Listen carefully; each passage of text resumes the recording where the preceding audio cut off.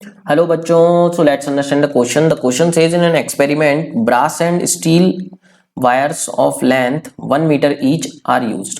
ठीक है बच्चों, and बोल रहा है area of cross section 1 mm square है. The wires are connected in series and combined wire is connected to a rigid support and the other end is subjected to elongation. The stress required to produce a net elongation of 0.2 mm. So समझते हैं बच्चों यहाँ पर क्या बोल रहा है वो हमसे. हमको दो वायर्स दे रखे हैं ब्रास एंड स्टील के. इस तरीके से मान लेते हैं सेटअप हमारा ब्रास एंड स्टील के दो वायर्स जिनकी लेंथ 1 mm है. इस तरीके से हम यहाँ पे फोर्स लगा रहे हैं F. ठीक है बच्चों, इसको मान लेते हैं ब्रास और इसको मान लेते हैं स्टील. सो दोनों की लेंथ बच्चों 1 mm दे रखी है, मतलब ये 1 और 1, और क्रॉस सेक्शन एरिया दे रखा है 1 mm square, that is 1 × 10⁻⁻⁶ metre square.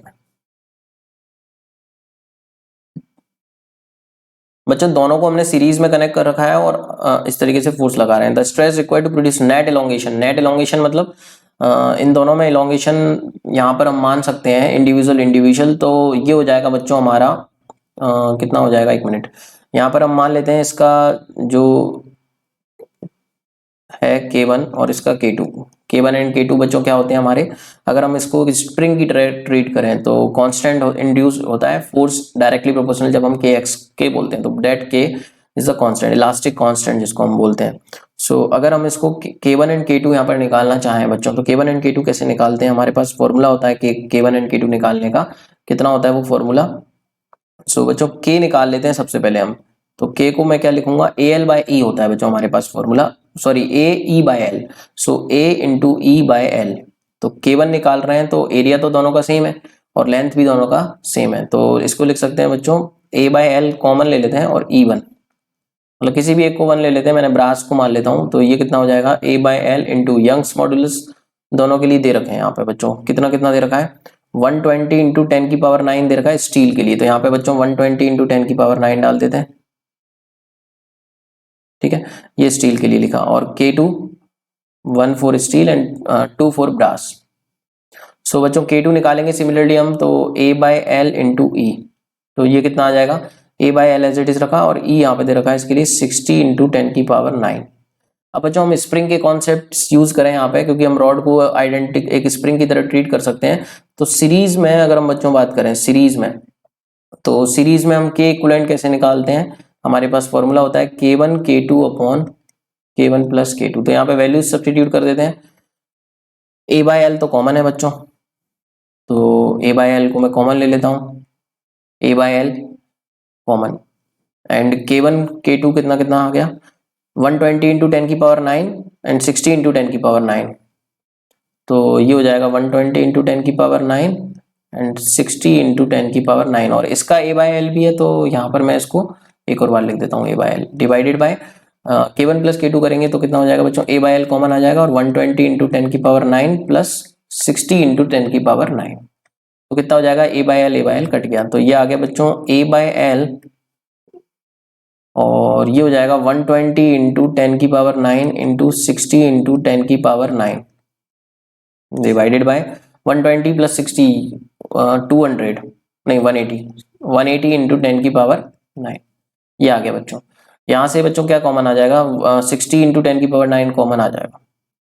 A/L as it is रखते हैं, ये हो जाएगा 60 × 10⁹ कॉमन ले लिया मैंने. तो ये कितना बना बच्चों 2, और 2 × 1, नहीं कॉमन कैसे ले सकते हैं यहाँ पे, सॉरी कॉमन लेने का तो यहाँ पे कोई मतलब ही नहीं हुआ ना, क्योंकि प्लस में नहीं दे रखा सॉल्व.